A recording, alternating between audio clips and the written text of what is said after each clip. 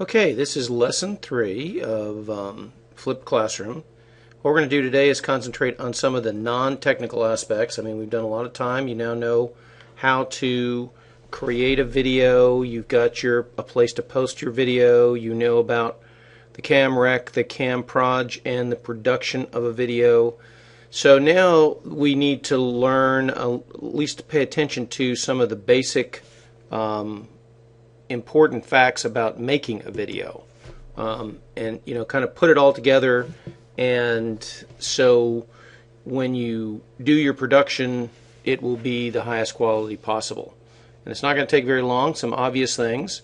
There's 3 basic areas that I want to look at. One is plan ahead, the second is speaking skills, and the third is video production skills, because you're actually going to do all these and then you can edit and make things much better with your production skills at the end.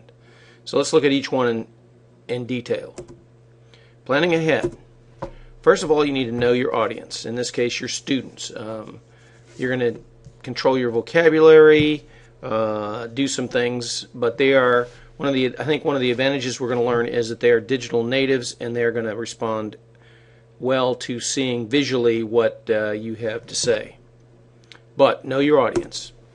And then of course there's really 2 different styles you can use for videos. Each of them has their own advantages. There's the free-flowing screencast, which you've seen in the last one, where I basically take you through the steps and you watch me while I tell you what's going on the screen. So we did last time. What we're doing now is kind of a structured PowerPoint. The structured PowerPoint has the advantage of I'm basically following an outline that's on the screen that my audience sees as well as I do. It's kind of like what we'd use in the class, and I'll show you a little bit about the fact that you can easily do a PowerPoint with this, but you need to pick one or the other, or you can pick both and you can interspace them. I'll show you how to do that.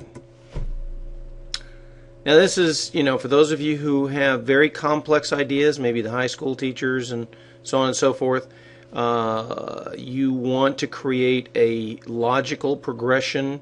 Storyboard can be just you writing on a yellow pad, showing the outline of where you're going to go with your lessons. But just an outline so you know what's going to happen and which one to pick. Write a script for an audio. Don't wing it. I think that's particularly important when you are doing the free-flowing screencast. You can probably, as you get more skilled at it, do less scripting as you get to doing PowerPoints that are, where you're talking about what's actually on the screen. And as I said, I think I've said this before, but as a teacher, you're used to making a plan, a lesson plan, and you want to do everything that you would normally do in a lesson plan, you want to do for planning ahead for doing the flipped classroom. So you're going to do your basic lesson that you would do in class, you're just videotaping it. I mean, there'll be some differences, but your lesson plan still is your lesson plan.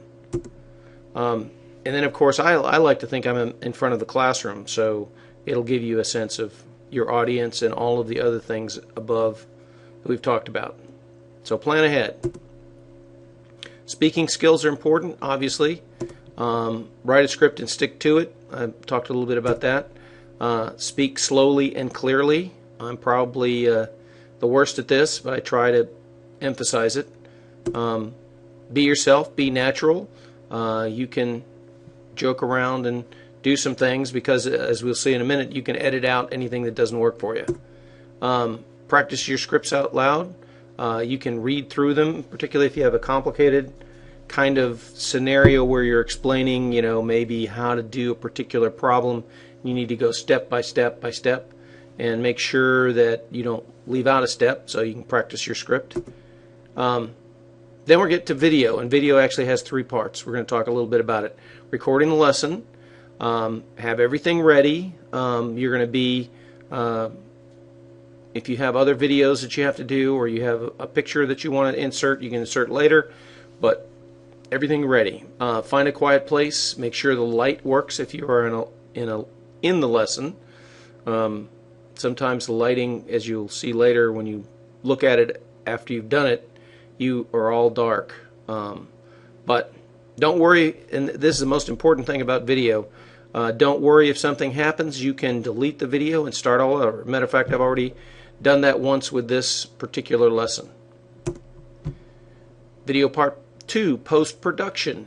So you've made your video, and you need to think of it as a raw video. So you can review your lesson in the Camtasia editor, cut out things that you don't like, add things that you do like, add transitions. You can add text, you can add callouts. So there's a lot you can do in post-production when you say, well, I wish I'd said something about this particular part of the screen. Well, you can add a callout that does in fact do that, even though, and I've showed you some of those on mine. So post-production, you can do a lot of things to clean up errors, fix things that you want to fix, cut out stuff that you don't want to be in your video. And then, of course, we've talked about it last time, posting it. Once you're happy with it, you post it to your channel. You go to your channel site and review the video, because it takes a while. You need to make sure that you can get to it.